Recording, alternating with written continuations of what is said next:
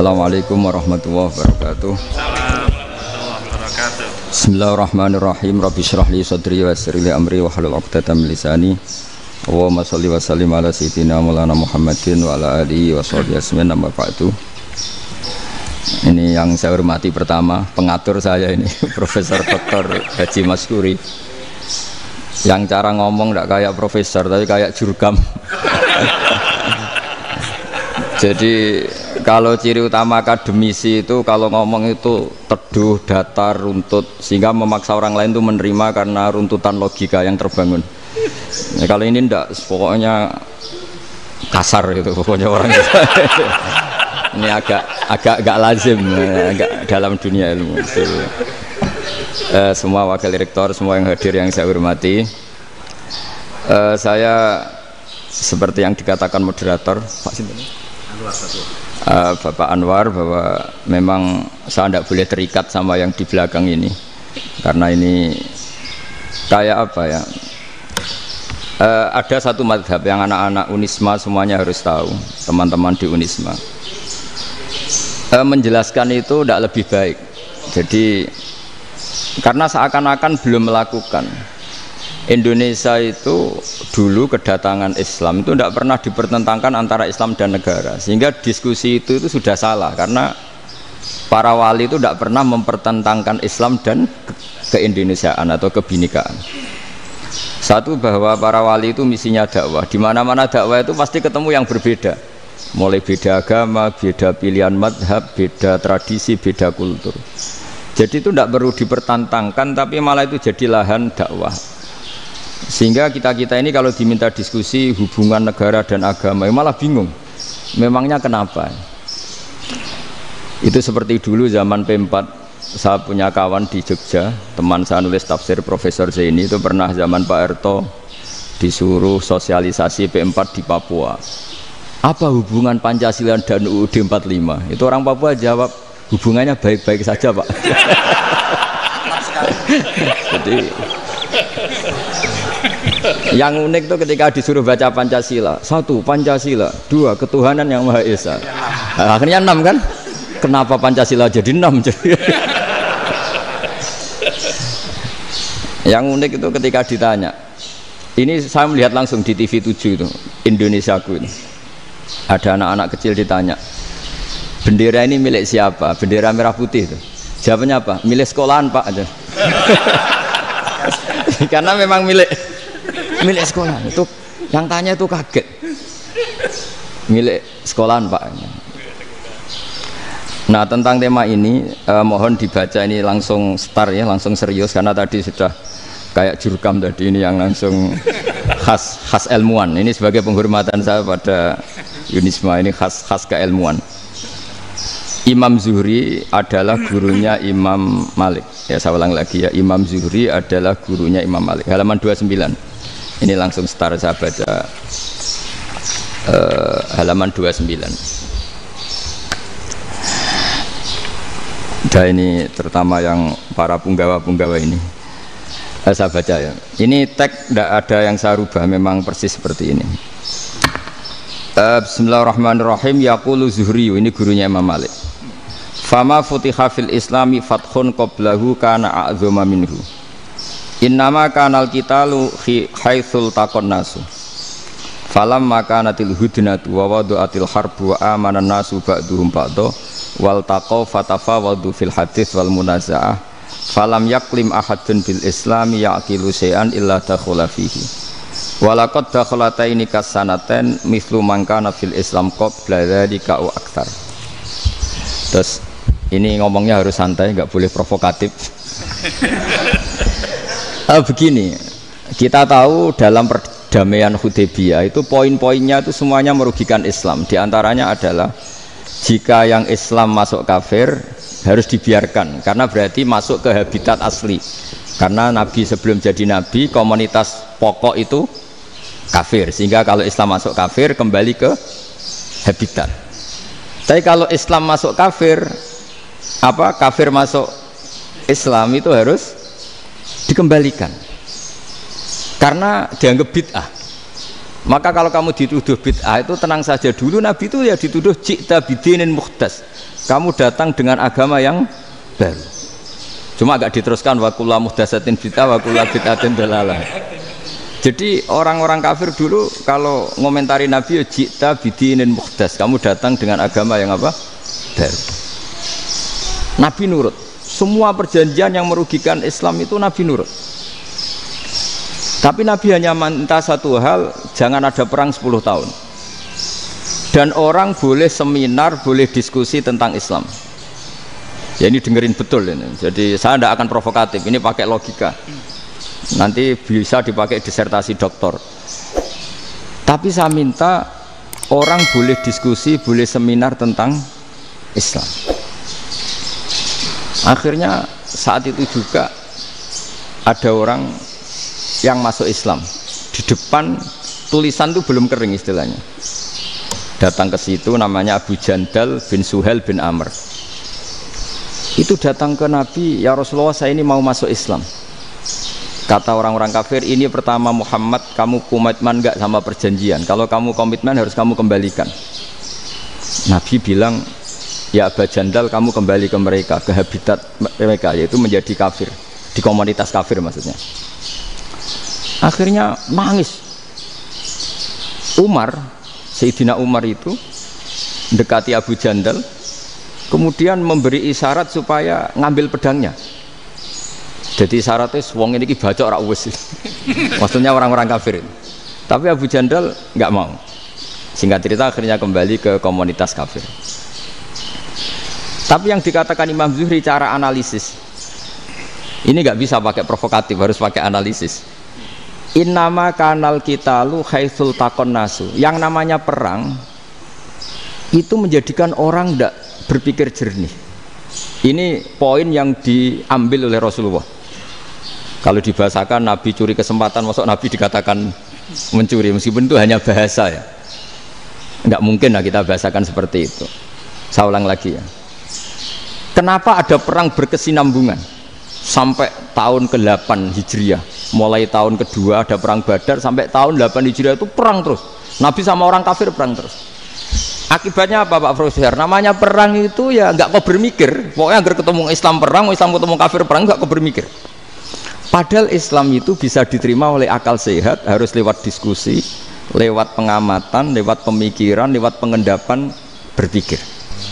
Makanya Nabi tahu ini masalah besar. Kalau orang perang terus, itu gak kober mikir Islam, tidak sempat diskusi tentang Islam. Makanya Nabi hanya minta satu poin. Oke, perjanjian ini satu rutin semua, tapi saya minta orang kafir semuanya boleh mendiskusikan Islam, boleh seminar tentang Islam. Mereka bilang iya, pada pikiran mereka kan diskusi paling piye.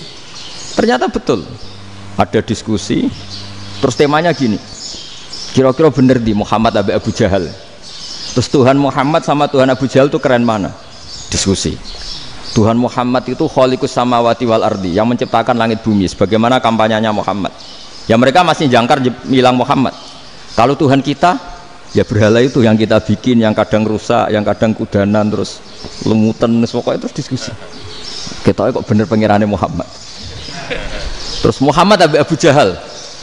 Mulai dhisik Muhammad itu ratau bodoh nih. Mulai dulu Muhammad tuh gak pernah bohong. Abu Jahal, waduh, wis bodoh nih ngongkonan. Wis ribet kan? Dan semua diskusi itu mengarah ke kebenaran Islam. Akhirnya wong kafir sing tokoh-tokoh cara Jawa yo, wah semane jebule masalah ini kan. Artinya gini, kalau kita ingin Indonesia damai, sebenarnya yang untung itu Islam. Karena Tuhan yang menciptakan langit dan bumi tentu gak akan diperbandingkan atau akan dikalahkan oleh Tuhan yang lahirnya saja sudah di bumi. Misalnya kita menjual Tuhan Allah, siapa itu yang menciptakan langit bumi, yang ada sebelum langit bumi, bandingkan dengan Tuhan yang lahirnya di bumi, ada tanggal lahirnya, ada aktenya, itu kan sudah ribet kan. Begitu juga kalau memperbandingkan tokoh, Muhammad itu siapa? Tokoh yang bisa menyatukan pan Arabik, tokoh yang begini-begini, yang sayang istri, sayang keluarga, dibandingkan dengan tokoh Abu Jahal, Abu Lahab yang corong jauh penggaweannya yang ngerugikan orang lain. Akhirnya orang itu mulai tertarik sama Islam. Makanya kata Az-Zuhri, pakai bahasa dulu, falam yaklim ahadun bil Islam. Tapi kalau sekarang yang populer itu bahasa yatakallam. Sebetulnya yang benar itu bahasa kalimah yaklimu kalaman, karena masdarnya itu kalam, berarti sulasi nopo mujarrad. Tapi di fiilnya itu mujarradnya enggak kelaku, jadi di fiilnya takallama yatakallamu, tapi untuk masdarnya yang kelaku kalaman. Jadi ini agak unik, agak enggak lazim. Sebenarnya kan takallama yatakallamu takalluman, tapi di masdarnya kalam populer, tapi di fiilnya tidak populer. Saya teruskan ya, ini penting sekali. Jadi menjual Islam, kalau boleh dibahasakan menjual, itu tetap enak dalam kondisi damai. Karena kalau kita perang, itu bawaannya kalau ketemu ya perang, kalau ketemu perang, sehingga orang itu rakober diskusi loh, saat benernya Islam sampai kafir itu bener di. Karena tidak kober diskusi, tidak sempat diskusi, orang yang milih yang kafir. Karena yang mayoritas yang kuat. Sementara Islam zaman itu lemah. Ya Nabi itu yang diminta hudnah, yang penting kita damai. Terus orang boleh mendiskusikan benar mana kita dan mereka. Ya setelah diskusi ya tadi kan nggak mungkin Allah yang begitu keren hebat pencipta langit bumi dibandingkan berhala yang mengurus dirinya sendiri saja tidak bisa. Walhasil terus orang mulai tertarik sama Islam dan aturannya nggak boleh dilarang diskusi itu. Nah makanya saya pernah ditanya beberapa profesor di Jogja, Gus, suatu saat kalau kampus paling keren di Jogja ini ada Islamic Studies, kemudian pengajarnya dari berbagai agama, ini riskan nggak bagi Islam? Saya jawab, asal yang didiskusikan Islam itu nggak masalah, yang repot itu nak umat Islam. Karena kalau umat Islam yang jadi percontohan, banyak raja yang dolim, banyak pemimpin muslim yang dolim, terus identik dengan Islam itu jadi dolim, kan ribet. Ya kalau pas umat Islam, kalau Islam yang kumat kan jadi masalah kan. Nah ini kan terus jadi beda umat Islam sama Islam yang lagi apa? Kumat. Singkat cerita terus Islam mendapat posisi yang luar biasa. Nah makanya di sini diistilahkan falam makanatil hudnah, ketika ada perdamaian wa amanan nasu ba'dum ba'do, orang merasa aman, itu fatafawadu fil hadis wal munazaah. Mereka berdebat, munazaah itu berdebat. Keren mana konsep Muhammad dengan konsep Abu Jahal? Keren mana konsep Tuhannya Muhammad dengan Tuhan kita? Terus diskusi dan mereka akhirnya ikrar, wah yang benar ya Muhammad lah. Di mana-mana Tuhan tuh ya sebelum langit dan bumi, di mana-mana Tuhan ya punya reputasi menciptakan. Masa Tuhan reputasinya diciptakan, kayak berhala dan sebagainya. Ibadah juga gitu. Ibadah wong kafir itu kalau tawaf itu telanjang, ibadah Muhammad santun pakai pakaian. Terus akhirnya mereka mulai tertarik Islam. Sehingga saya lihat di beberapa tafsir, saya memang tidak akan ngomong yang tidak serius, ngergani Unisba ben sawangane pemikir serius. Di Quran itu sampai lihat di tafsir Tobari itu ada ayat bal naqzifu bil haqqi 'alal batil fayadmaghuhu fa idza huwa zahid. Qadzafa itu kalau di kamus tak lihat itu takallama bila dalilin. Qadzafa itu yes pokoknya sekenanya. Artinya gini, kebenaran Islam atau kebenaran hak itu kamu taruh sekenanya saja itu tetap menang. Apalagi kamu taruh secara teratur, kamu taruh sekenanya saja itu tetap menang. Sehingga di sini banyak sahabat yang hidup di Cina. Sekarang juga banyak orang alim yang milih hidup di Amerika, banyak orang alim yang milih hidup di Inggris. Dan mereka pede, percaya diri karena kebenaran itu kamu letakkan di mana saja, itu tetap akan menang, akan menemukan momentum kemenangannya. Misalnya gini, contoh paling gampang. Dulu para peneliti, saya ulang lagi, dulu para peneliti itu ya datang kemana-mana, termasuk Ibnu Battuta, termasuk Ibnu Khaldun, ya semua peneliti itu suka neliti.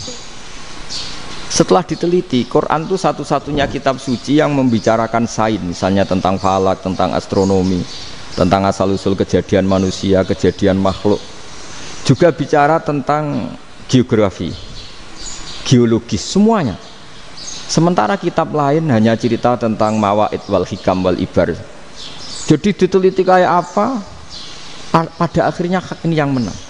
Bal naqdhifu bil haqqi 'alal batil fayadmaghu fa idza huwa zahid. Saya berkali-kali cerita, ada ulama yang ahli matematika.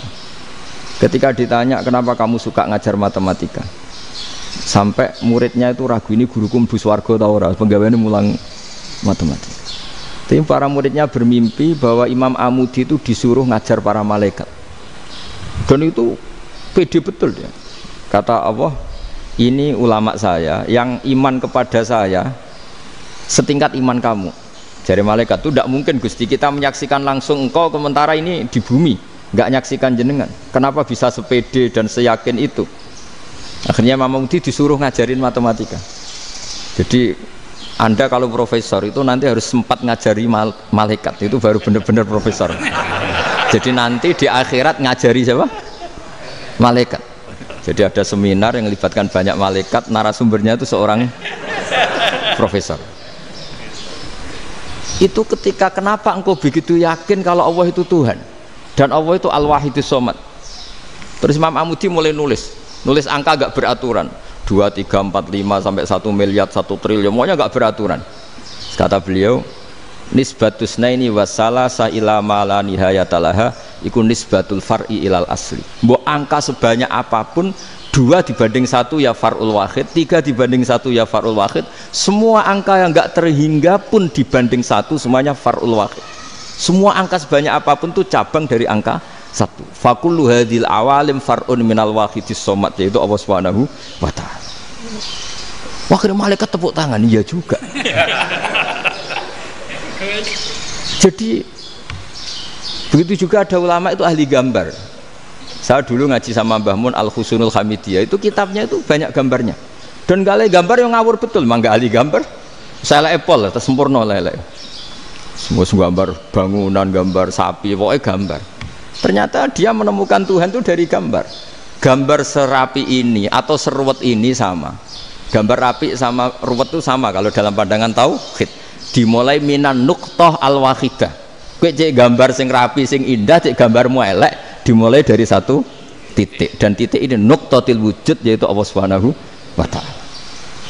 Jadi nak cara ahli tauhid gak penting gambare api, menang lomba atau ora penting. Butuhe hadis surah ini gambar baik yang rapi maupun ndak adalah min nuqtah dari 1 titik. Ya, alam raya sebanyak ini mbok gambar mbok ora, cek mulai Mars sampai Jupiter kabeh semua bentuknya yang banyak ini semuanya min nuqtatil wujud, yaitu dari titik wujud. Gini kok Allah Subhanahu wa ta'ala. Di sini hebatnya ulama-ulama, mbok dia pengajar matematika, mbok pengajar gambar, semuanya dipakai perangkat untuk tauhid. Nah, itu kan juga bagian dari Islam damai, Islam yang sangat tidak perlu perang untuk orang dipaksa Islam. Nggak perlu provokatif kayak tadi pidatone rektor jenengan tadi. Jadi ciri utama ilmuwan tuh kalau ngomong datar tapi logikanya nggak terbantahkan, itu ciri khas ilmuwan. Kalau ciri khas politikus kalau ngomong itu keras, provokatif lah kira-kira gitu. Tapi isinya biasa. Nah saya berharap nanti semua profesor doktor itu datar tapi isinya kualitasnya bagus ini. Mentes. Jadi makanya terus kata ulama, kenapa diistilahkan balnat zifu bil haqqi?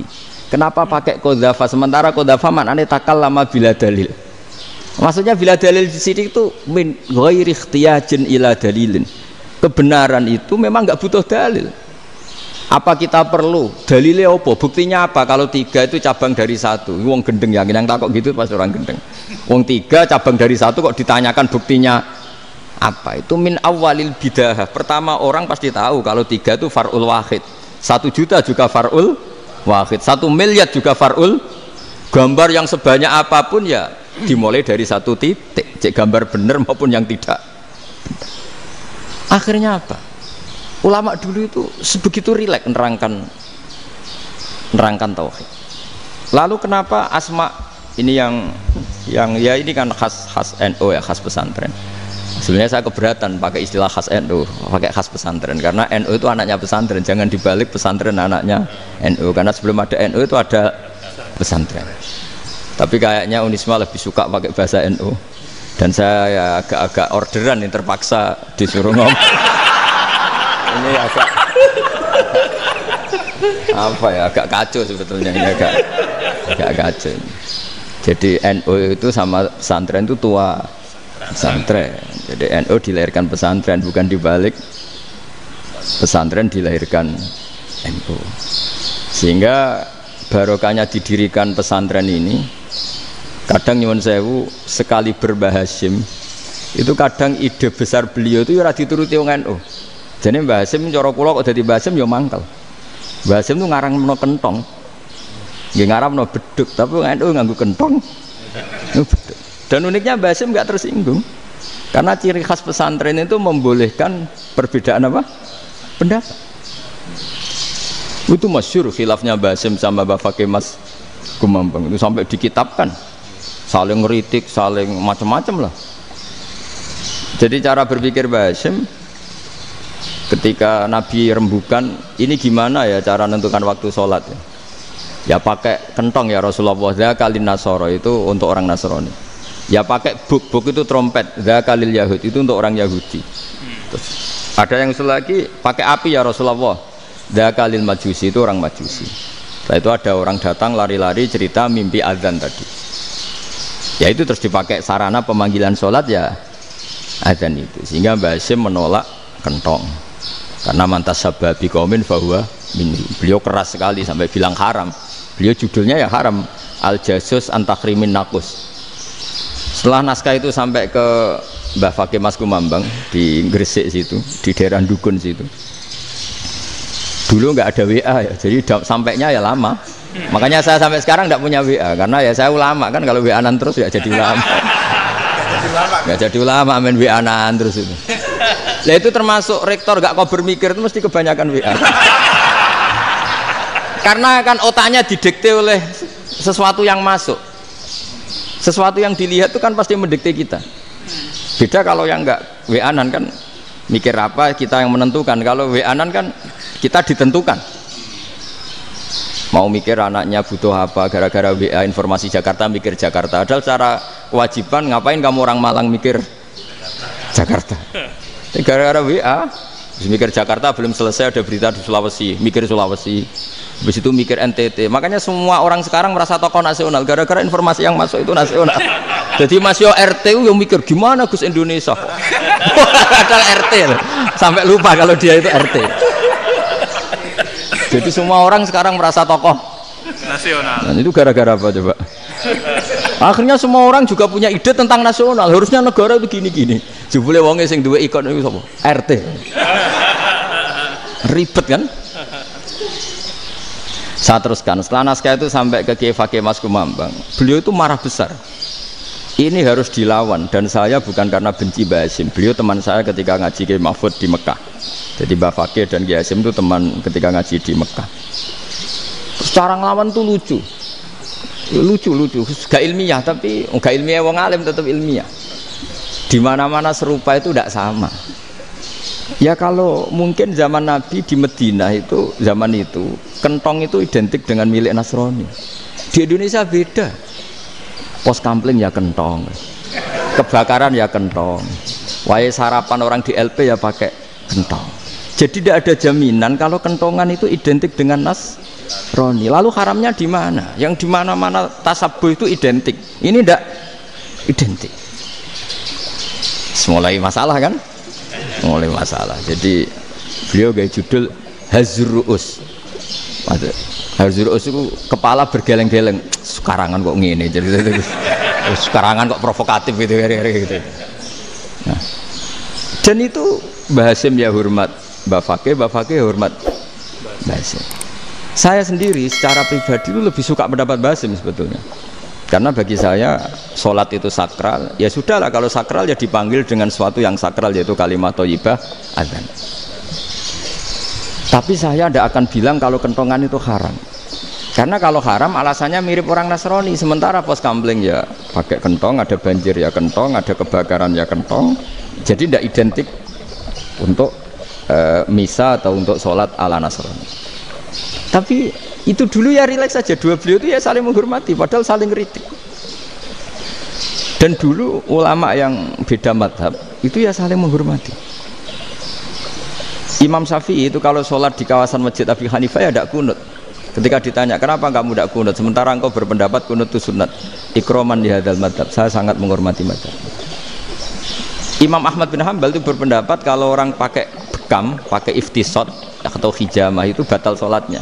Sementara Imam Syafi'i mengatakan tidak batal apa sholatnya atau wudunya tidak batal. Tapi Imam Ahmad itu ditanya, apa kamu makmum Syafi'i? Bagaimana mungkin saya tidak makmum sama wali kutub seperti Imam Syafi'i? Padahal menurut keyakinan Imam Ahmad ini sholatnya batal. Ini habis ikhtijam udah wudu. Tapi tetap saja beliau, karena perbedaan pendapat di furu' itu lazim. Ya orang boleh berdebat. Ketika Unisma datangkan saya, itu saking senengnya kiai, apa saking sombongnya sampai ngatur kiai, kan nggak pernah bisa diperdebatkan. Itu kan orang boleh debat kan? Itu saking angkuhnya apa saking senengnya, kan nggak jelas kan? Dan orang boleh setuju pendapat saya, yaitu ngatur kiai itu haram. Setuju juga Pak Rektor, ekspresi mahabbah itu ya macam-macam. Dulu sahabat ya gitu, sahabat itu ada yang nggak kenal wajahnya Nabi sama sekali sampai akhir hayatnya. Ketika ditanya, loh kamu itu sahabat kok nggak tahu wajahnya Nabi? Saya tidak pernah berani memandang Nabi karena ijlalan Nabi, terlalu menghormati saya sehingga tidak berani memandang wajahnya. Ada sahabat yang penggawaannya dulu wajah Nabi sampai bisa nyifati Alfiu Faminunil Hajib, sampai bisa nyifati detail karena dulu wajah Nabi itu ibadah. Ada seorang wali ditanya, kalau kamu di surga ingin nggak melihat Allah? Enggak. Loh, tapi semua orang ingin melihat Allah. Unazzihu dzalikal jamal an-nadzari misli. Ben gak elek-elek Allah tak delok terima aku. Wong ra jelas. Berarti kok delok pengiran. Banyak. Jadi justru tapi karena saking takzimnya. Enggak lah, mosok sak aku kok. Makanya saya berkali-kali cerita, menurut kesepakatan ulama, soft awal itu paling baik. Tapi banyak juga wali yang kalau sholat itu di belakang.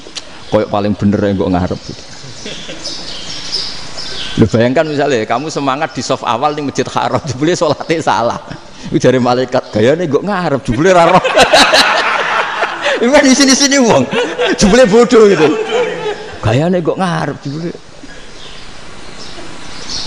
Coba orang kalau sowan Mbah Mun, yang berani di depan itu kan ya ketuanya atau jubirnya kan, yang merasa tidak pati pinter-pinter kan mesti di pojokan.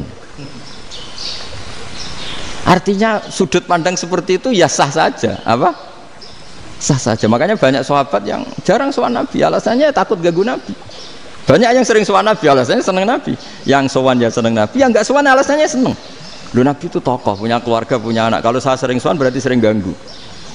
Yang sering sowan dia alasan ini khazanah kita harus istifadah.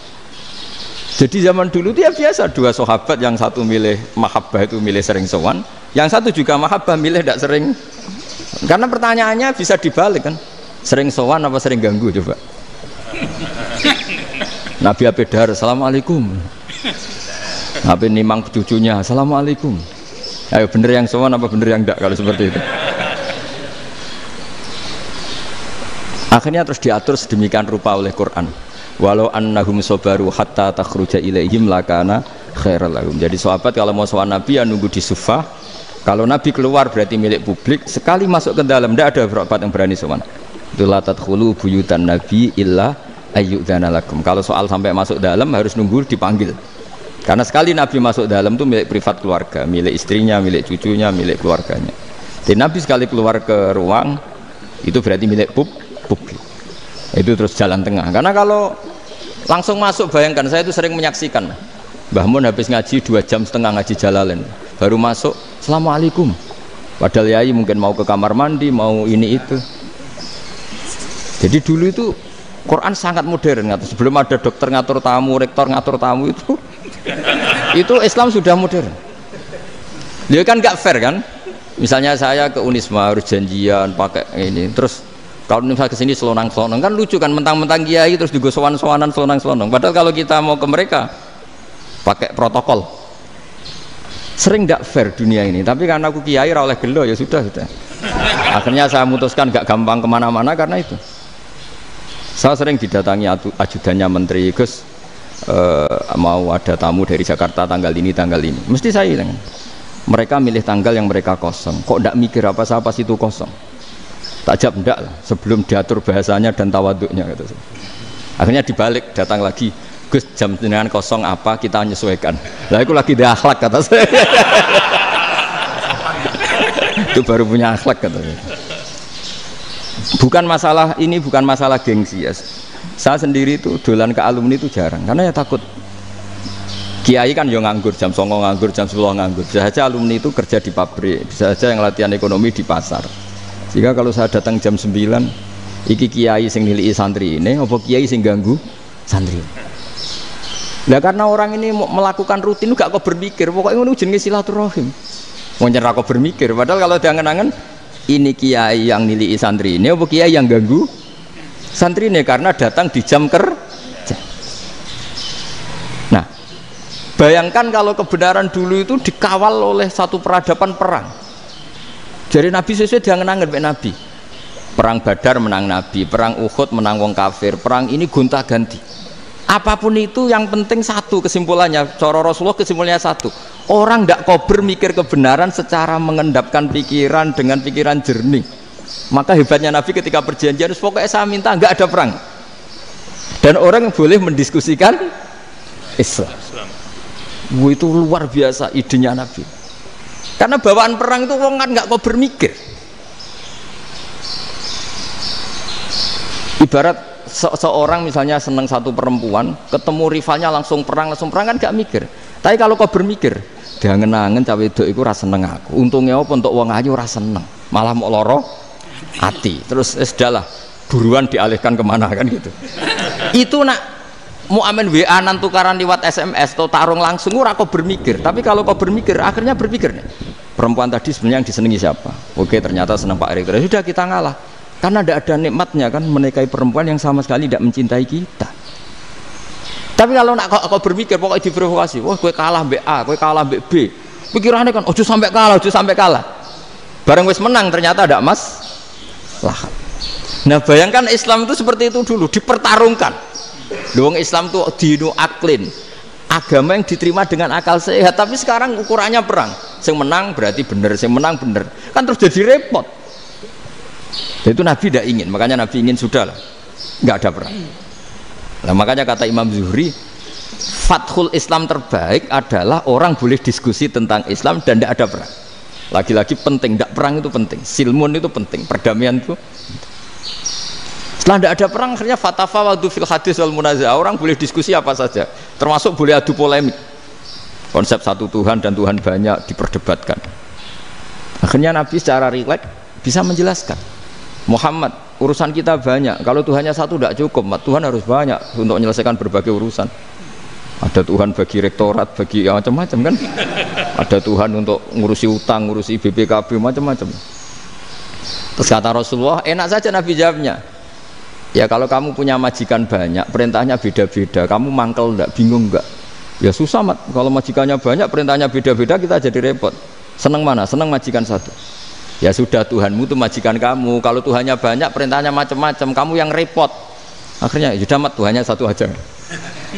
Nah, itu ya barokahnya diskusi tadi, barokahnya enggak perang. Daraballahu mathalan rajulan fihi syuraka'u mutasyakisuna wa rajulan salamal lirajul hal yastawiyani masalah. Terus alhamdulillah. Jadi orang yang paling kafir pun saat itu taslim. Nah, ini kembali ke kalimat la ilaha illallah. Saya tidak perlu provokatif, pasti teori saya itu benar. Bukan saya bilang benar itu karena sombong, enggak. Ini sesuai teks. Misalnya begini, benar enggak kelompok takfiri yang suka ngafirkan orang lain? Itu pasti tidak benar. Logikanya gampang. Orang yang kafir 70 tahun saja dengan melafadzkan la ilaha illallah menjadi muslim. Masa dengan kalimat yang sama yang muslim menjadi kafir? Itu logikanya kan enggak ketemu. Orang kafir 70 tahun untuk menjadi muslim disuruh baca apa? La ilaha illallah. Tapi gara-gara baca la ilaha illallah nyekel patok jadi kafir. Pertanyaannya, loh ini kalimat apa? Kalimat untuk mengkafirkan apa kalimat untuk mengislamkan?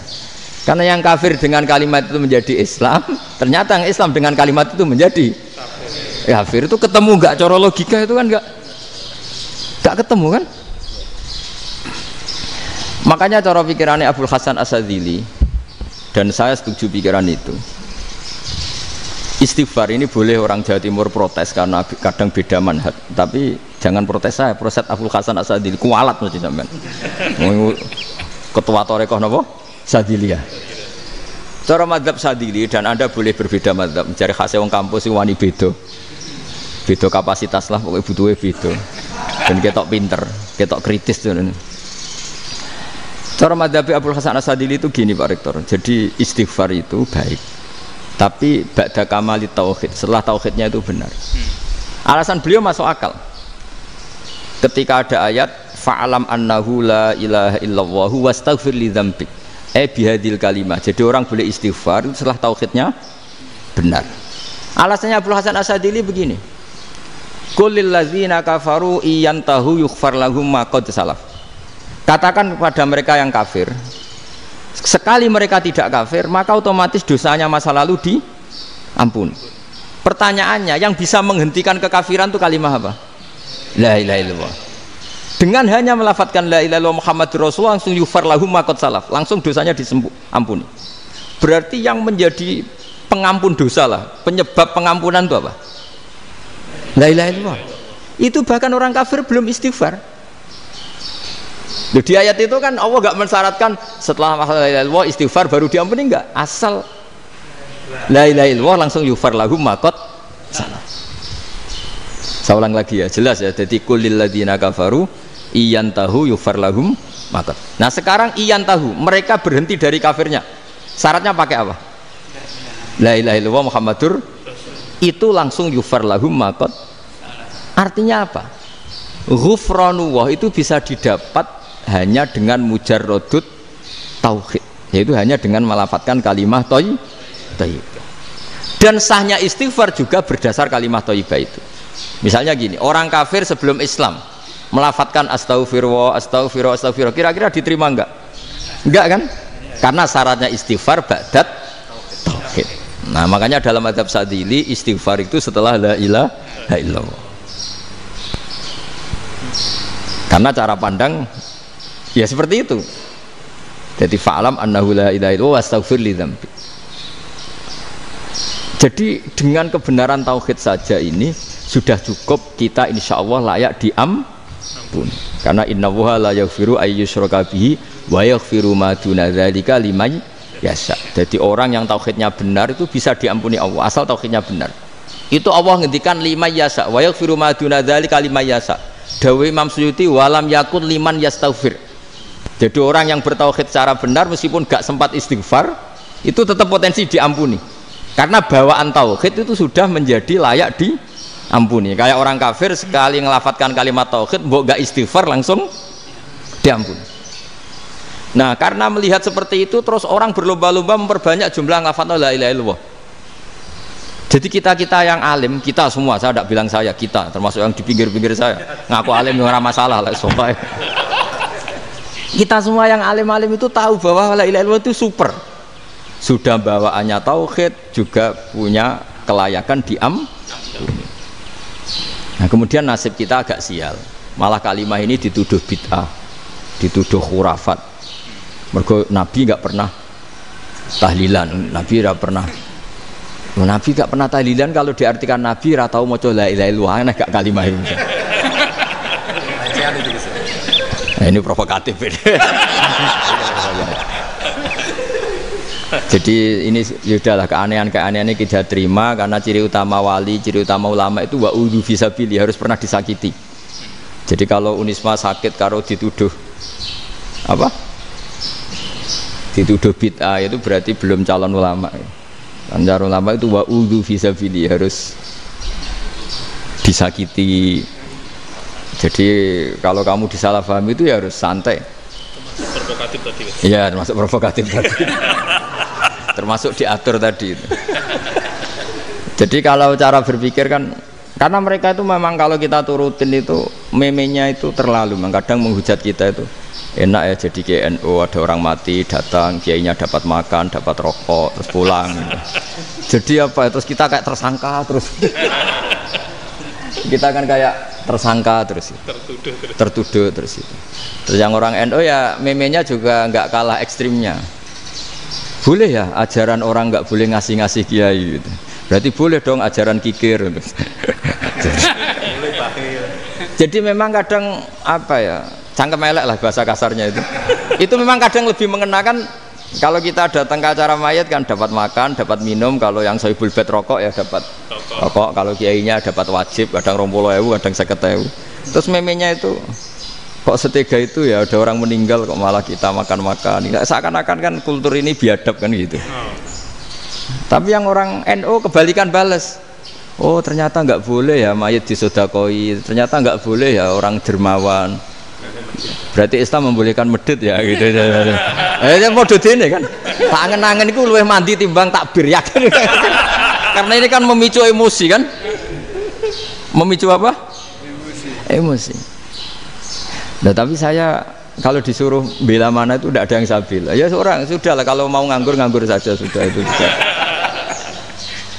Ya tapi itu memang apa ya, itu khazanah Islam, ada yang kritik ada yang enggak, ya itu memang khazanah, ya biasa aja kalau saya biasa aja. Wajar. Karena dulu ulama itu sudut pandangnya itu ya seperti itu. Ada yang ulama suka ibadah itu sholat, ada yang milih apa tidur. Sampai Imam Ghazali bilang suatu saat ibadah terbaik di zaman akhir itu tidur kan. Sholat saja kalah sama tidur kan. Tapi itu loh ya, yang wajib tetap loh, terus kamu gak sholat wajib. Begini beliau mencontohkan itu. Ada orang sholat tahajud terus obsesinya itu ingin hajatnya terkabulkan. Sementara yang tidur obsesinya nikmati rahmatnya Allah, boleh tidur, bisa tidur. Kata Imam Ghazali, timbang kita tahajud terus nuntut pangeran aduk turu katanya. Mergo engko dia akibat terus setan memberi bisikan, lo nyatanya kamu tahajud ya gak terkabul, berarti cerita bahwa Nabi ngendikan kalau doa tahajud mustajab enggak. Daripada ngono kayak turu era atau dungo ya, timbang abri-abri Islam ya, timbang ngelek-ngelekin apa Islam. Jadi ulama itu mulai dulu itu sudah berpikir. Banyak orang menjadikan tahajud sholat malam itu media untuk hajatnya, dan kalau nggak kesampaian ini mutung, nyalahkan kiainya ijazah ramandi macam daripada ngono ora usah apa tahajud turu. Dan jenis kayak ini tuh banyak. Makanya ulama kayak saya itu saya naik dewi itu ya jarak. Saya sering didolani muhibbin terus bilang, Gus saya doakan gini-gini, saya mau nyalon bupati atau saya gini. Saya bilang gak waduh orang dongo, nak ramandi darani ulama dongane ramandi. Nak mandi kamu jadi bupati tetap nganggep karena beli. Sopo sing raro bupati saya gak beli. Ribet kan? Ketika mereka jadi ngunsurkan doa kamu apa karena kemarin beli? Yang beli maksudnya, nggak beli nggak usah tersinggung. Jadi ribet ngadepin. Nggak, artinya gini loh, doa itu jangan dipakai begitu loh. Kalau minta nasihat tak nasihati, jadi bupati yang baik, gubernur yang, kalau minta doa itu resikonya. Akhirnya gigi kalau diminta doa ya doa, sebenarnya diisinya itu nggak doa kemenangan. Selamat. Itu nggak selamat gitu. Karena ribet. Makanya Islam itu doa itu setelah iman. Aturan iman benar baru doa. Aturan iman benar termasuk Allah itu yaf'alu ma yasha, boleh melakukan yang dikehendaki. Allah nggak boleh terdikte oleh doa kita, nggak boleh. Ya saya ulang lagi ya, mazhab Hasan Asyadzili ini khas kita. Jadi la ilaha illallah itu didahulukan sebelum istighfar. Tapi kebalikannya mazhab Imam Sanusi itu dibalik. La ilaha illallah itu kalimat yang sakral. Karena yang sakral dibutuhkan muqaddimah, yaitu yang melafadzkan harus yang sudah bersih, yang sudah steril baru melafadzkan la ilaha illallah. Maka dalam mazhab Sanusiyah istighfar dulu baru la ilaha illallah. Nah cara mazhab Abu Hasan Asyadzili kebalikan, istighfar itu sah setelah sahnya tauhid. Kamu ikut mana dulu? Asyadzili apa Sanusiyah? Alhamdulillah sama-sama tidak paham, ya sudah. Akhirnya sudah, ya saya nggak kemana-mana kan gitu. Jadi apa ya? Terus ini saya teruskan, ini biar khas pesantren atau khas NU lah, kalau bahasa Pak Rektor khas NU. Ini Ben sampean tahu beberapa perbedaan itu lazim, halaman 24. Ya halaman 24 sama 25. Tak baca, ini masih orisinil. An Sufyan bin Uyainah, ini juga gurunya Imam Syafi'i. Kata Sufyan bin Uyainah, beliau cerita, kana Isa wa Yahya alaihi masalam ya'tiyanil qaryah fayas'alu Isa an syirari ahliha wa yas'alu Yahya an khiyari ahliha. Jadi Nabi Isa dan Nabi Yahya itu satu generasi, sama-sama masih muda. Kalau di satu kampung yang Nabi Yahya tanya, ini keluarga terbaik siapa? Saya mau nginap di situ karena kumpul orang baik itu nyaman. Kalau Nabi Isa kebalikan, keluarga terburuk mana ya, saya tak di situ. Nah terus Akhirnya faqala lahu Yahya, lima tanzilu ala syirarin nas. Kenapa kalau kamu bermalam kok malah kumpul orang-orang yang nakal? Innama ana tabibun udawil mardo. Saya ini nabi ibarat dokter. Di mana-mana dokter yang ngumpuli yang sakit, ngobati yang sakit. Makanya di NU itu ya banyak Ki Jazab mengumpuli yang nakal-nakal. Nak tepak yang ngentas yang nakal, nak ora tepak ya katut. Ini adu nyali lah sudah gitu. Tapi itu ada ilmunya, yaitu niru Nabi siapa? Isa. Kalau kamu dokter penelitian tuh cari daerah yang banyak pandemi apa yang bersih? Yang banyak pandemi, karena yang namanya penelitian ya di situ kan. Kalau kamu dakwah ngentas kemiskinan, ke daerah miskin apa daerah kaya? Nah sama, kalau ngentas kefasikan ke daerah fasik apa daerah orang soleh? Fasik. Ya, tapi itu Nabi Isa. Nah kalau kamu tidak Nabi kan potensinya kan ngantut itu. Tapi setidaknya bahwa kita sering disalahkan karena punya beberapa tokoh yang ngancani fasek-fasek, itu sebenarnya ada dalilnya, yaitu Nabi siapa? Isa. Nah terus masalah tegas dan lunak. Ketika ada mahasiswa misalnya pacaran, boncengan lanang dan perempuan, itu pilihan kita apa? Kalau tegas, terus gak mau mendengar kita. Misalnya gini, contoh gampang, tak beri contoh Pak D, jangan orang tua, nanti secara fikih itu beda. Nah ini kan kita orang pesantren nah, biasa ngaji fikih detail. Kamu Pak D seorang perempuan mahasiswi misalnya sering pacaran. Setiap ke situ sama pacarnya kamu diam saja. Padahal kamu dosen keislaman. Mesti pamanaan kamu nyimpulkan ternyata pacaran itu tidak apa-apa. Buktinya Pak D itu tidak negur, menengahi. Ini berarti as-sukut alal mungkar. Tapi kebalikannya Pak D ini terkenal keras. Nak rono mesti ra diaku ponaan. Akhirnya yura rono, mesti ngerti nak mesti diamuk. Nah, dua orang ini sama-sama gagal kan? Yang lunak menjadikan ponakannya pacaran terus karena enggak negur sehingga dikira membolehkan. Sing keras juga enggak sempat bina wong rono era wani. Akhirnya dua orang ini sama-sama enggak ketemu, sama-sama enggak berkesempatan membina kan? Gagal membina kan? Karena yang keras ponakannya enggak pernah situ, berarti enggak bisa bina kan? Yang lunak membiarkan berarti juga ada bina. Nah Islam itu antara dua itu, ya agak terlalu lunak, nggak terlalu keras. Karena kalau terlalu keras, misalnya ada kiai terlalu keras, lu masyarakat mau tanya itu gimana? Lari kan? Lu saya ini punya pengalaman pribadi. Saya ini kan kecelok orang alim. Itu kalau pernah ya saya itu berusaha ya pokoknya ya umumnya orang alim lah. Tenang, terus anteng, nggak gejlok-gejlokan. Itu nggak ada yang tanya. Saya mimpi ketemu beberapa ulama itu disalahkan. Terus umat saya kalau mau tanya itu ke siapa? Wong alim wis wibawa, meneng tambah banget wibawanya. Bala Quran sering gejlok rektor macam-macam. Terus wong wanita kok. Saya biasa ke pasar pandangan dicegot orang. Gus, putri saya itu sering keluar darah tapi melebihi batas haid gini-gini. Kalau badhe sowan jenengan, gak usah sowan ning kene mbek ngadeg-ngadegan. Terus tanya, yang haid berapa hari, Gus? Ya supaya rudat ilal adat sebelum dia punya penyakit istighadah itu berapa? 6 hari ya sudah, kembali 6 hari lainnya mustahadah, tetap sholat tetap normal. Tapi kalau sawi bawa moro pasar go tasbih duwilu iku mesti wong salaman njaluk donga yakin. Tapi baru kayak rada uraan ketemu wong-wong, dol pening ndi? Mak pening ndi? Gus beneran Gus ketemu jenengan kula wingi badhe tuwa kok. Akhirnya tanya. Jadi uraanku itu amdan. Lha nek sampean asli, iki asli uraan. Karena ndak uraan lah tetap ndak wibawa kan. Jadi baru kayak uraan itu ya banyak. Saya itu kalau ngantor di Jogja itu banyak orang yang tanya. Ya biasa tuh tanya macam-macam. Karena saya uraan. Ke pasar ya orang, bahkan di bis sering ketemu orang, wah beneran Gus kalau badhe sowan jenengan badhe tanya ini. Ya sudah di sini aja. Jadi semuanya itu diilmoni. Nah, Nabi itu punya sisi yang dua-duanya jalan. Memang beliau luar biasa, dipilih Allah yang luar biasa.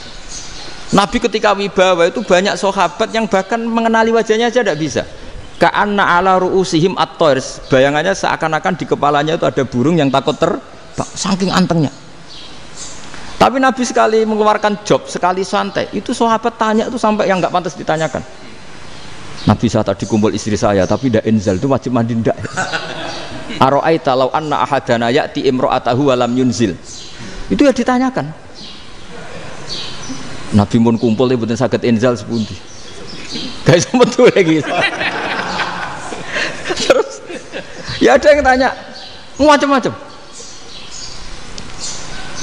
Ya saking ada sahabat dipanggil Nabi tambah lari, dipanggil lagi tambah lari. Panjenengan nyeluk, oh pas kula kumpul bojo kula. Lah kula kuwatir jenengan orang suci, saya belum mandi, makanya saya lari. Nabi ngendikan inamal mukmin thahir, ya nak masalah ketemu kiai ra apa-apa ijek junub. Sementing kok nak salat ya adus sik. Tapi Nabi sekali pakai madzahirul jalal, tapi pakai wibawanya, itu orang nggak berani ngomong. Tapi sekali Nabi rileks, itu orang bisa tanya apa saja, termasuk halal yang nggak pantas. Ada sahabat itu tanya lucu, tanya Maimunah. Maimunah itu ya cantik tapi sudah agak tua lah. Maimunah, ya umal mukminin, hukumnya ngambung bojo pas Ramadan ubi. Wah gak roh aku, gak tahu diambung kan Nabi pas Ramadan. Tanya Saudah, wah malah ngarah diambung. Kalau Saudah itu kan istiwa itu. Lucunya istrinya jawab, tanya Aisyah yang mungkin Nabi. Iya yang mungkin tanya Aisyah. Itu yang usul ya istrinya Nabi Maimunah. Selalu Aisyah. Tanya be Aisyah. Ya Amirul ya umal mukminin gini-gini. Aisyah yang cantik masih perawan kan. Qabbalani Rasulullah bahwa oh Nabi biasa ngambung-ngambung pas Ramadan dan beliau tetap puasa. Akhirnya fakih ngarang kan wa takbil fi Ramadan wa tublah la tubtilu shauma ngambung ora. Iku ya udah biasa di sini. Ya nasi bojone ayu. Ndak ini artinya seasik itu gitu. Jadi garwane Nabi sing ngrasa rodok tuwa. Wah, aku ora tahu. Kok Aisyah. Serilek itu dulu itu. Maksudnya orang Islam pertentangan itu. Maksudnya ini ya balik semua ini bedanya orang pesantren sama orang kampus. Kalau orang kampus mau cerita agama itu rahmatan lil alamin, tapi nyontokno rileke ora iso. Agama itu rilek tapi nyontokno rileke ora iso. Mergo ora pati ngaji. Contohnya ora iso. Dadi mau gawe kaidah mau Islam itu rahmatan. Jadi Nabi itu lah, Allah juga gitu. Allah itu kalau sudah memperlihatkan madzahirul jalal, itu mbok malaikat Jibril rawani. Ketika Allah dengan madzahirul jalal. Tapi kalau Allah dengan madzahirul jamal, madzahirul apa? Jamal. Iku yo gojol-gojol kan ambek makhluk gojol. Yo buli-bulian cara sakniki. Ya sampean delok ning hadis syafaat itu, akhiru man dakhalal jannah atau akhiru man kharaja minan nar itu di beberapa judul. Ada seorang rojul yang ahli neraka ya, dintas mbek pangeran terus ditudono swarga. Gusti, swarga sengiler tok ora wong wayu roh wis ngiler tok. Ngerjaluk Gusti mosok roh tok ora oleh mlebu. Jarimu asal mlebu metu kon neraka ora jaluk-jaluk meneh. Sumpah lho ya, gak jaluk apa-apa meneh. Mboten Gusti. Sekali saya keluar dari neraka ndak akan minta apa-apa lagi. Wis. Wallahi, wallahi. La as'alu ghairaha.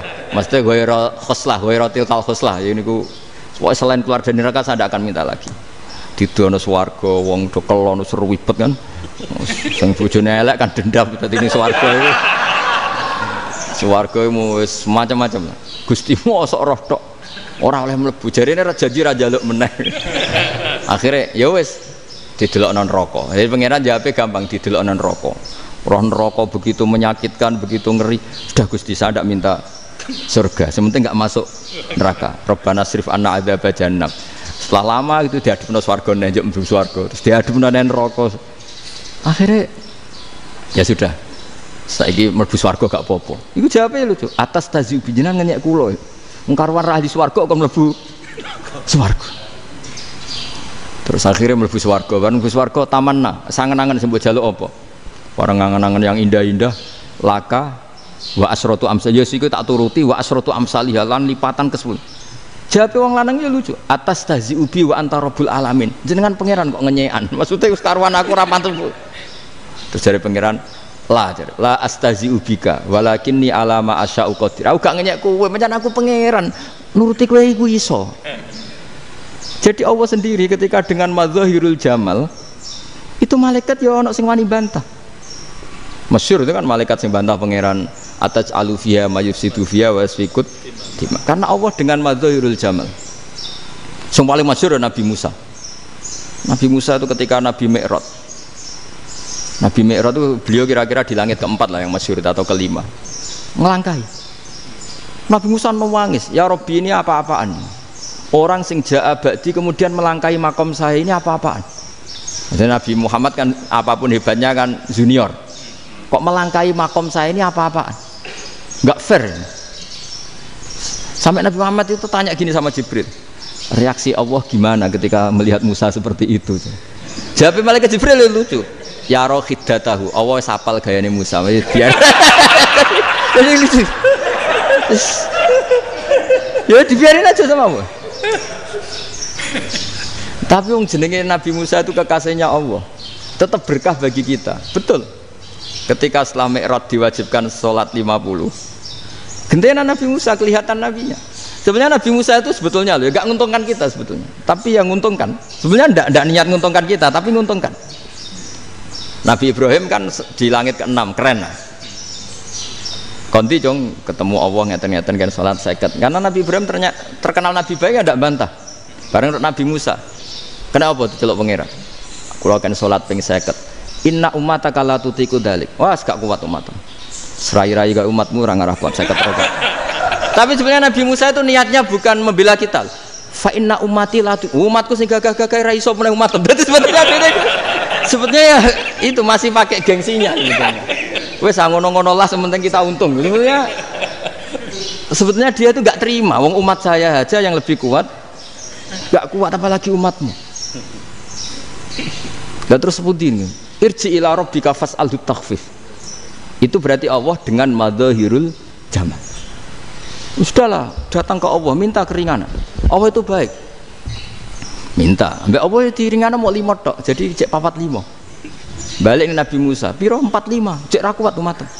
Wong umatku ra kuat. Jadi sebenarnya dia bilang umatku ra kuat. Lho cara Nabi Muhammad model wong Malang, yo beda umatku mbek umatmu.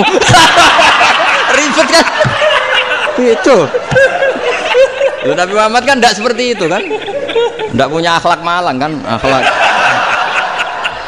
Maksudnya akhlaknya mujur itu loh, enggak akhlak yang baik gitu loh.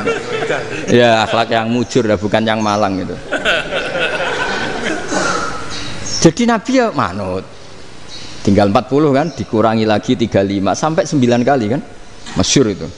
Ya kan kalau dikurangi 55 kan berarti turun naik kan 9 kali. Itu setelah 5 itu Nabi Musa aja usul, masih ragu. Itu cara Nabi munggah nentek. Ini entek ya. Terus iya doa tuntas betul. Sebebas. Terus munggah ado-ado laopon. Ngapain itu? Akhirnya Nabi Muhammad sudah sampun ya kalimah Allah, saya ini malu sama Allah Musa. Sudah 9 kali dan diturutin terus. Jadi Allah kalau dengan madzahirul jamal itu Nabi Musa biasa nego sama Allah. Tapi ketika Allah dengan madzahirul jalal itu Nabi Musa enggak berani. Yaitu di hadisus syafa'ah.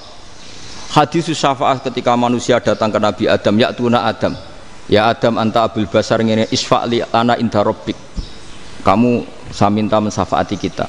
Nabi Musa, Nabi Adam inna rabbi qad ghadibal yawma ghadaban lam yaghdab qablahu mislah wa la yaghdab ba'dahu mislah. Ini Allah sedang murka besar dan tidak akan murka seperti ini lagi. Sudah saya tidak berani, nafsi. Nabi Ibrahim enggak, termasuk Nabi Musa ketika di itu ya enggak berani. Karena Allah dengan madzahirul jalal. Itu Nabi Musa enggak berani. Sudah saya sendiri itu pernah salah. Yaitu saya membunuh seseorang yang enggak disuruh oleh Allah membunuh itu. Yang pas jotosi orang Kipti. Akhirnya datang ke Nabi Muhammad. Pas ke Nabi Muhammad Allah dengan madzahirul jamal. Dengan madzahirul jamal sampai Kanjeng Nabi ngendikan analah saya akan memintakan syafaat kalian. Terus fa ahmadu rabbi bima hamida allamaniha rabbi. Saya muji Allah dengan pujian-pujian yang orang lain tidak tahu, hanya saya yang diajari, kata Rasulullah. Nah di sini menurut banyak ulama termasuk kitab yang saya baca, kenapa Muhammad sebagian namanya Ahmadu? Itu dari af'al tafdil fa Muhammadun ahmadu min ghairihi.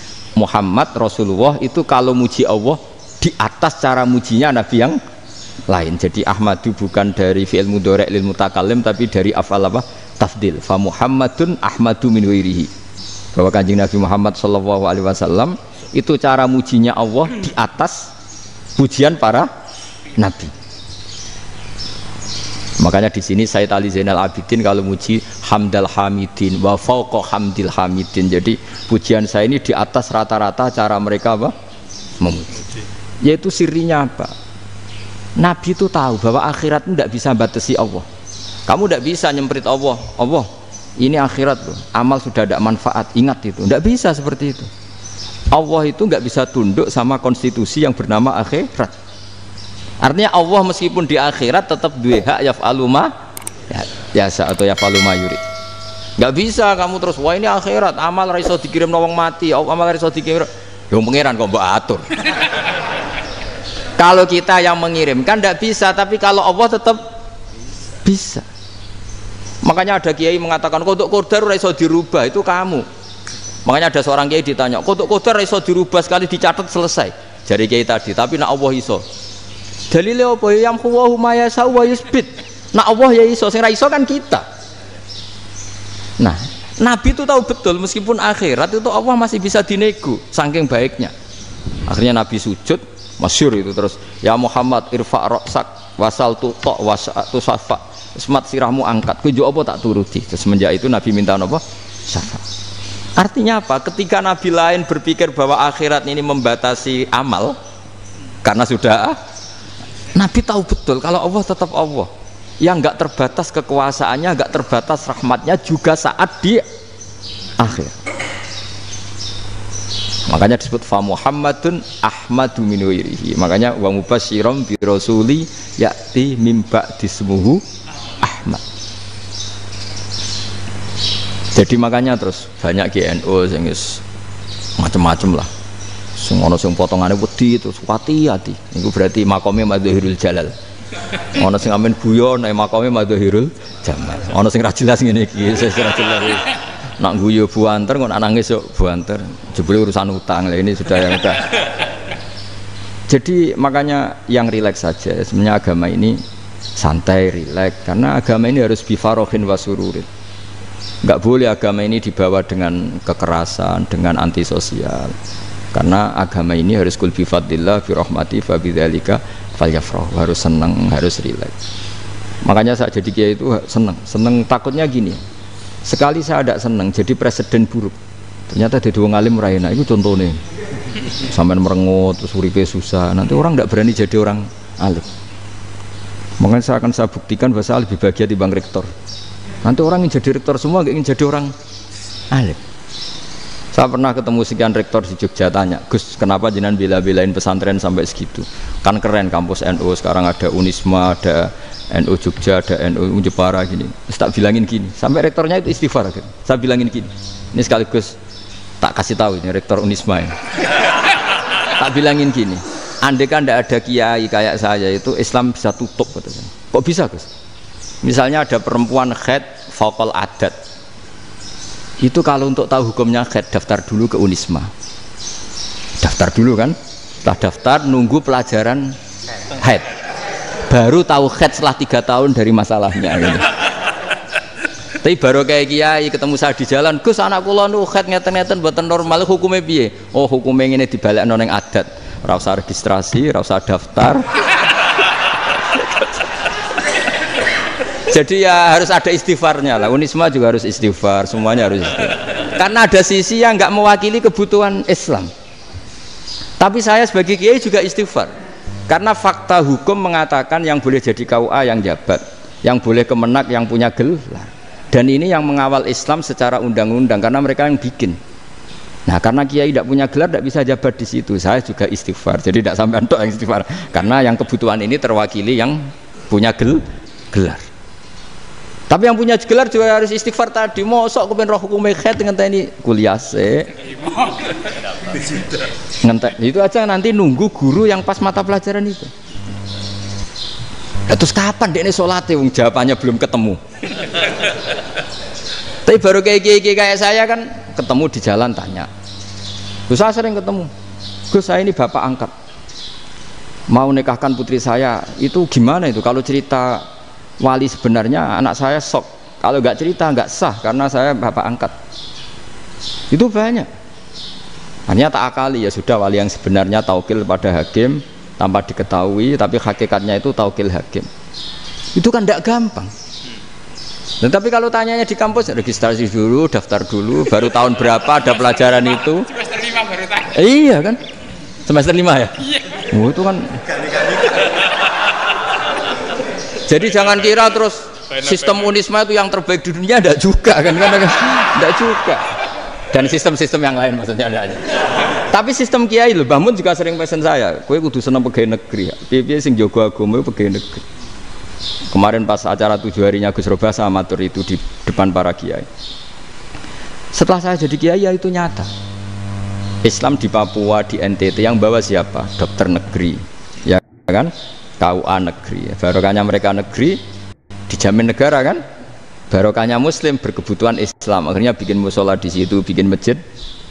Bahkan di Korea Utara itu ya ada masjid bawaan duta besar, karena banyak duta besar Muslim berkebutuhan masjid. Yang bisa gini itu yang negeri apa yang swasta? Negeri lah. Di sini kiai tidak mewakili semua kebutuhan apa? Islam. Tapi kampus juga enggak, kampus Islam sekalipun tidak memenuhi semua kebutuhan Islam tadi. Masa orang tanya kan nunggu semester berapa tadi? Semester 5 masih daftar dulu. Nunggu pelajaran itu. Payahnya pas ketemu dosennya, saya tidak pernah ribet kan? Pas dosennya cowok gitu. Jadi sudahlah, makanya ini. Iya, makanya ini kan bentuk kearifan lah. Jenengan ngakui fungsi kiai kayak saya itu bentuk kearifan. Saya juga ngakui jenengan ini butuh kearifan. Saya sering didolani KUA itu. Itu rata-rata ya didikan kiai. Kompilasi hukum Islam itu banyak ya, janda cantik. Contohnya harus cantik, kalau jelek nggak mungkin terjadi kan. Ada janda cantik kebetulan suka kawin tapi takut zina. Saya ulang lagi, suka kawin tapi takut. Itu seringnya gitu Pak Rektor. Jadi dia kawin bosen, bilang ke KUA, Pak saya sekarang mau nikah sama ini. Loh, tapi kamu mau punya suami. Ya tapi kan nggak tercatat Pak. Itu KUA-nya rata-rata itu nggak berani. Meskipun nggak tercatat, karena secara fikih meskipun nggak tercatat tetap dia seorang perempuan yang bersuami, maka nggak boleh nikah sama orang lain. Jadi coba kalau nyun sewu KUA hanya ngikuti hukum formal, yang penting di catatannya nggak punya suami, ya dinikahkan saja kan. Tapi mereka enggak, karena didikan kiai nggak berani. Artinya gini, kalau hanya pro hukum catatan sipil, maka ini dinikahkan bisa karena nggak tercatat. Tapi secara hukum santri nggak bisa dong menikahkan perempuan sing dadi zaujin yang punya suami. Nah, ini barokahnya kerjasama yang baik. Jadi di masyarakat itu tertanam didikan kiai, nggak boleh nikahkan perempuan yang bersuami. Tapi di KUA ngikuti hukum formal. Dan di Indonesia itu KUA itu rata-rata konsultasinya ya sama kiai. Sehingga ya nggak berani akhirnya, meskipun aku ya mlebu rokok mbak, gak iso. Dan itu buahnya. Seorang lagi ya, makanya ini kan pesantren itu nggak boleh mati. Orang kiai-kiai kayak saya nggak jelas-jelas itu harus lebih jelas lagi.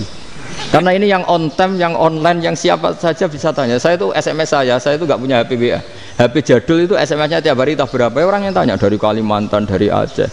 Gus di kampung saya ada masjid 2 itu yang Samana. Ada yang dari orang perkotaan, Gus di perumahan baru ada masjid, yang Jumatan baru orang 12, sah enggak? Ya langsung saya jawab, sah. Dalilnya ini. Ya sudah. Nah, tapi kata Imam Syafi'i gini, harus orang 40, itu madzhab Syafi'i, dalam madzhab yang lain gini-gini. Itu kalau tanya rektor itu kan ribet. Masuk ajudan dulu, asisten dulu, panjang.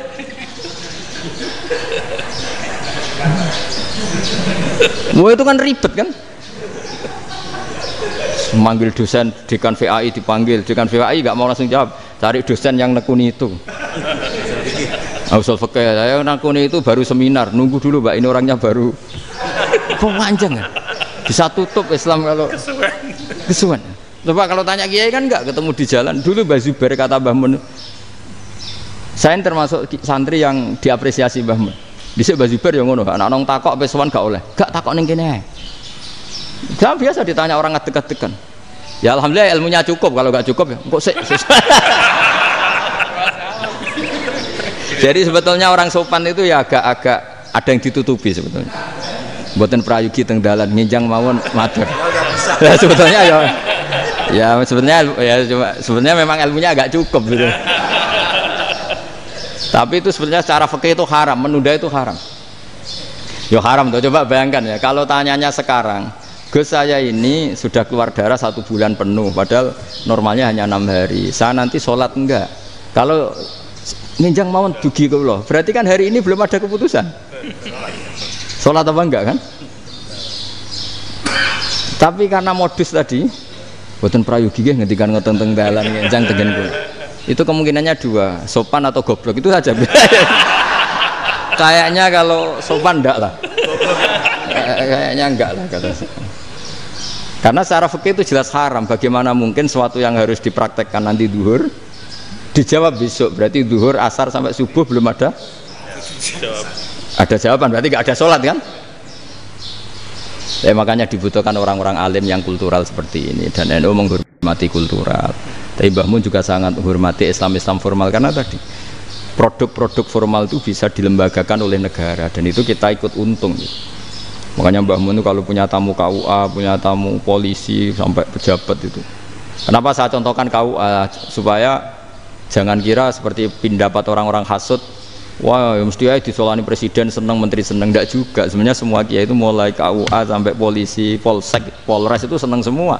Karena sama-sama diajak mengawal bangsa ini, diajak mengayomi semua masyarakat. Tapi kadang-kadang masyarakat ngeritiknya, jenenge kiai disolani menteri ya seneng presiden. Padahal yang sowan kiai itu ya mulai KUA, Kapolsek, kepala desa, RT, mudin. Itu mudin kalau tanya ya lucu-lucu. Gus kalau nate nyembelih pitik kemanian, pitike go gedhe man. Akhirnya wis ngerti nak kemanian langsung tak sebelah meneh terusane ku sah ta ora. Ribet. Ya tak jawab, lah pitike pasti ku jek urip ta ora. Terus urip Gus. Wis sah cara madzhab Malik kerja urip.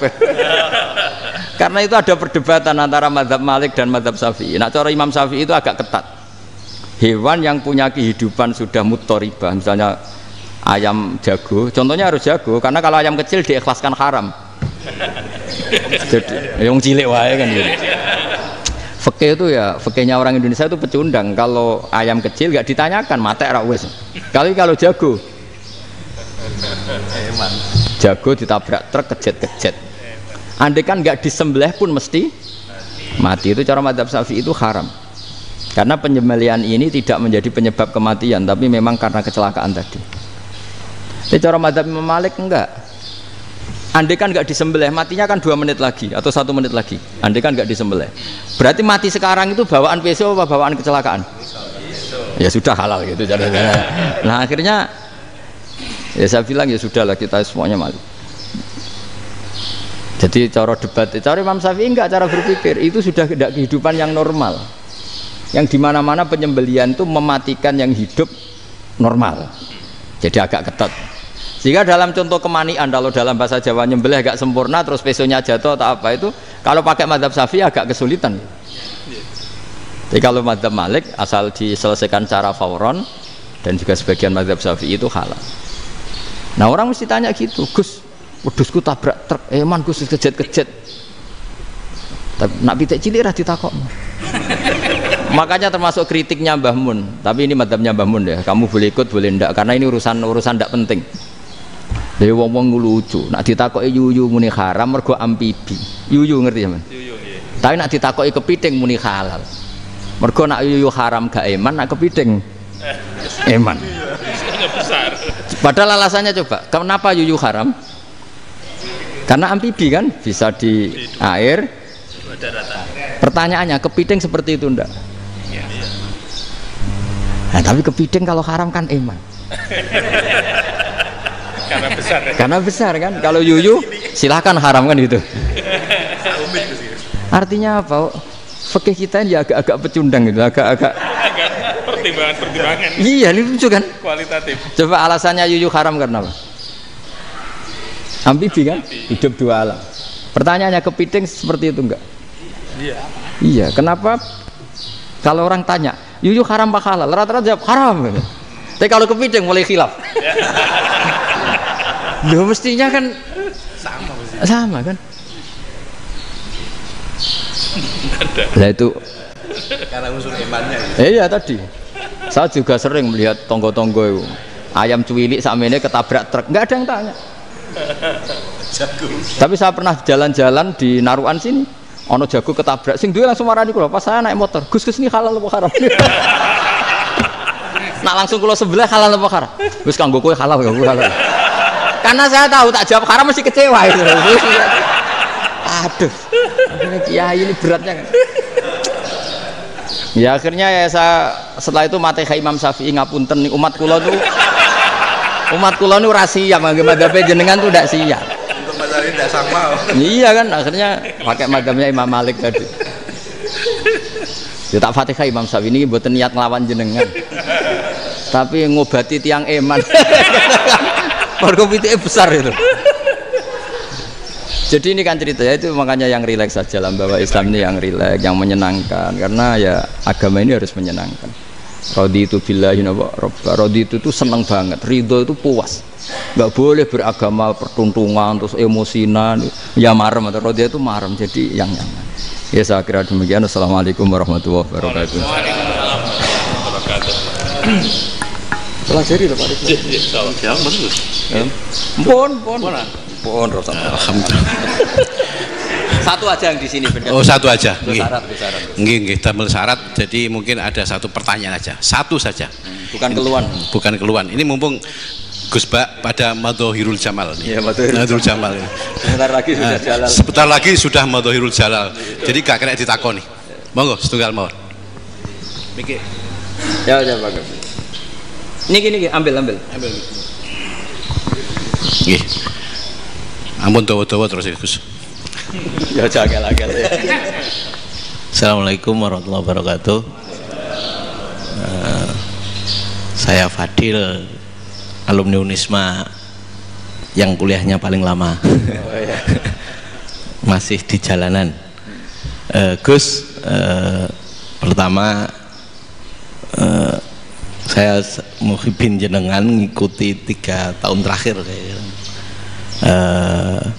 sepertinya ketika Mbah Hasyim Asy'ari hadir di tahun 1900-an sampai mendirikan itu kok suasananya sama seperti Gus Baha hadir di tengah-tengah situasi genting Indonesia ini. Saya kira yang memunculkan nama Gus Baha di banyak media online yang saya amati itu malah awalnya dari kelompok bukan kita gitu. Dan itu kami melihat bahwa apakah nanti 1926 dan 2026 satu abad NU, saya kok termasuk orang yang punya semacam harapan gitu Gus Baha bisa, ya mungkin kalau beliau Mbah Hasyim Rais Akbar, sekarang Rais Am, nanti ada istilah baru lah, tengah-tengah antara Rais Am dan Rais Akbar. Karena setiap satu abad harus ada mujadid, dan kami berharap nah, kamu aja tak angkat. Itu yang pertama, artinya mohon maaf Gus. Yang kedua soal saya termasuk orang yang cukup iskal dengan peristiwa Nabi, kalau banyak disebutkan itu kisah Nabi Khidir yang dari 3 cerita itu hanya satu cerita yang saya masih agak bingung soal di situ anak kecil itu pakai kalimat, kalau di Al-Quran itu pakai kotala, jadi pakai anak kecil itu dibunuh seperti itu. Jadi ada istilah yang apakah memang saat itu ada syariat yang membolehkan, atau memang ada sesuatu yang secara dari Allah Subhanahu wa Ta'ala memang itu dibolehkan untuk Nabi Khidir. Jadi di antara semua cerita itu saya yang agak iskal yang itu. Kalau yang kisah soal membocorkan itu mungkin masih bisa masuk ya, tetapi apakah sudah ada ilmu psikologi yang sangat tinggi sehingga kalau ada anak-anak yang idiot itu, atau apapun istilahnya yang sekarang itu boleh dilakukan tindakan gitu. Nah ini saya lebih provokatif dari Pak Rektor biasanya. Enggak, artinya mohon maaf karena pemahaman saya ada dua pendekatan ilmu yang masuk, satu seperti Nabi Musa, yang satunya seperti Nabi Khidir. Mudah-mudahan ada sedikit penjelasan. Siap Gus, terima kasih. Dan yang terakhir mudah-mudahan karena Indonesia situasi terakhir saya kira kita ketahui lagi pandemi seperti ini Gus, jadi saya juga ingin pendapat Gus Baha, apakah ini situasi pandemi corona itu Allah sedang madhohirul jamal atau madhohirul jalal? Terima kasih.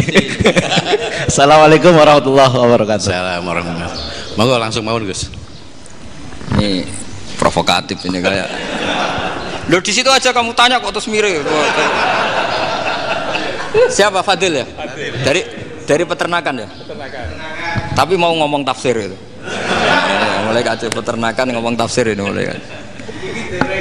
Iki yai kula peternakan. Nggak, ini ada yang hafal Quran ngaco, paling nggak setengah hafal. Nggak yang dari Unisma. Nggak begini, ayat itu kan ditutup wama fa'altuhu an amri, ya saya maknani wama fa'altu lan orang nglakoni ingsun hu ing kabeh sing kasebut an amri mergo kepinginanku ingsun. Jadi saya melakukan itu semua bukan karep saya sendiri.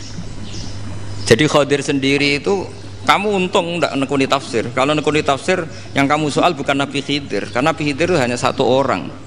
Yang kamu soal harusnya Israel. Itu ndak rektor, ndak kiai besar, ndak siapa saja dihabisin itu. Kenapa Israel ndak kamu tegur? Gimana hukumnya qatlul mukmin? Kenapa Israel ndak kamu masukkan ayat wa may yaqtul mu'minam muta'ammidan fajazauhu jahannamu khalidan fiha? Ingat ya Israel. Iya kan? Nah, Israel melakukan pembunuhan itu, kadang yang dipateni nyuwun sewu orang soleh betul, tapi wae kabundut ya itu Israel juga tidak atas pilihannya, tapi karena perintah. Nah, Khadir itu bukan nabi syariat, kira-kira mirip kayak Israel karena beliau bukan nabi syariat. Jadi ini agak aneh kan, orang nekuni tafsir kayak saya sampai berjilid-jilid kitab. Saya kemarin mata saya agak sakit karena saya nangis itu sudah 2 hari. Bukan mikir sampean, tapi mikir ilmu ini harus ada yang mempertahankan. Karena apa ya, nekuni ilmu itu kan ribet. Kalau yang nekuni ilmu terus dosen terus rektor itu ya agak ada fasilitasnya. Kalau nekuni ilmu kiai itu naruh keramat kan taqabbal wa minna minkum taqabbal ya karim. Iya, tapi saya alhamdulillah keramat, jadi ya tetap hidup itu. Saya ulang lagi ya. Harusnya Mas Fadil itu kalau nekuni itu yang disoal tuh Nabi Khidir. Nabi siapa? Apa malaikat siapa? Israel, karena itu korbannya lebih banyak. Pertanyaannya, Israel kena enggak oleh aturan ayat wa may yaqtul mu'minam muta'ammidan fajazahu? Kan enggak. Karena semua itu wa ma fa'altuhu an amri, saya lakukan ini. Mungkin ngaji kamu gak khatam sih, mau delok fakotalah itu Nabi Khidir pasti tersinggung, nggak baca belakangnya itu ya, karena jurusan peternakan itu atau salah gurunya yang ngajar. Daripada nyalakan satu orang mendingan 2 ya. Jadi kalau ngaji itu khatam sehingga ngerti ayat itu kan ditutup wa ma fa'altuhu an amri. Nah, menurut Ibnu Hajar al Asqalani yang nyarai Bukhari, dan ketika itu cerita tafsir ayat itu, wa hadza dalilun ala anna Musa afdhalu minal Khadir. Justru ayat-ayat itu menunjukkan Musa itu lebih utama ketimbang Nabi Khidir, karena Nabi Khidir monoton melakukan apa saja yang diperintahkan Allah, sementara Musa tetap dengan gugatan syariatnya. Beliau gak terima ada orang main membunuh. Aqtal tanafsan zakiyatan bi ghairi nafs laqad ji'ta syai'an nukra. Sur'atu Musa ila nahyil mungkar itu menunjukkan beliau Nabi ulil azmi. Jadi Nabi Musa langsung sikap, wah ini tidak benar kamu, padahal sudah ada perjanjian, kamu tidak boleh bantah. Tapi Nabi Musa lebih ngeboti syariat, lebih memihak syariat, nahi mungkar itu wajib. Justru itu menunjukkan derajatnya Nabi Musa fauqal Khadir. Makanya Nabi Musa tetap gugat, nggak bisa dong, ini nafsan zakiyatan kok kamu bunuh. Maka itu jadi ilmu. Nabi Khidir pada akhirnya nyuwun sewu ya tidak bisa jawab. Makanya beliau menutup wa ma fa'altuhu an amri. Sebenarnya saya sendiri itu ya tidak punya alasan. Jadi kalau Israel kamu tanya, ini gimana ini wong melarat mulai cilik, meh sugih mbok pateni. Mbok yo baro ben sempat sugih itu. Ini kuliah paling lama urung sempat urip penak. Nah itu kan mbok yo mateni wong kira-kira lah nek wis sempat mapan sempat. Lu andai kan Israel pakai aturan syariat kan mateni orang kan jadi kira-kira lah. Jadi itu tidak ada hubungannya tadi dengan ilmu yang kamu katakan urusan psikologi anak itu tetap semuanya haram dibunuh, nggak boleh. Ya jadi tetap makanya ini pentingnya ngaji khatam itu tadi. Jadi pada akhirnya Nabi Khidir itu ada punya alasan hanya ngendikan wa ma fa'altuhu an amri. Pada akhirnya yang paling pokok yaitu semua ini saya lakukan saya sendiri itu tidak tahu karena perintah. Jadi untung kamu nggak nyual Nabi Israel. Kalau nyual diinjem ribet kan. Ini orang tadi pas seminar Gus Bak ngeritik saya. Wah. Jadi itu pinter kamu. Yang kamu soal Nabi Khidir. Jadi enggak itu.